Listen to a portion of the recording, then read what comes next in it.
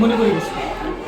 জানা নিয়েছেন সাথে সাথে কারেন্ট অফিসে? আমরা এখানে ফোন করে গেছি, ফোন করছি, তারা মনে এখনো গেছে না, মনে হয়নি, আমরা তো হসপিটালে চলে এসেছি।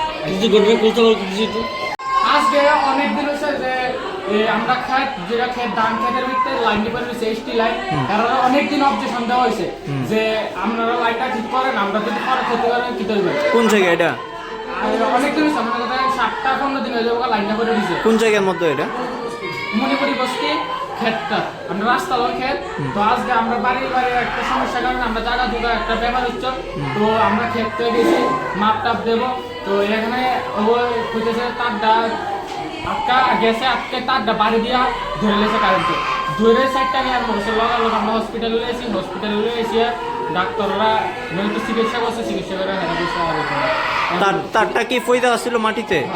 Main line? ST line. তারপর তোমরা কি এর আগে দেখছো নি যে তারটা এলো? আমরা দেখছি কারেন্ট অফিসে অবজেকশন দিছি, তারা কোনো হয়েছে না। কতদিন ধরে চিল্লা দিচ্ছে দেখো? এটা প্রায় 15 দিন হলো হয়ে গেছে। কি নাম ওর? আমি তার ভাই, আপন ভাই। কি নাম? বাবার নাম কি? বাবার নাম কার্তিক দেবনাথ। বয়স কত? বয়স 22+। কি করে এমনি? এমনি গাড়ি চালা, নিজের গাড়ি আছে। কোন বাড়ি? বাড়ি মণিপুরি বস্তি।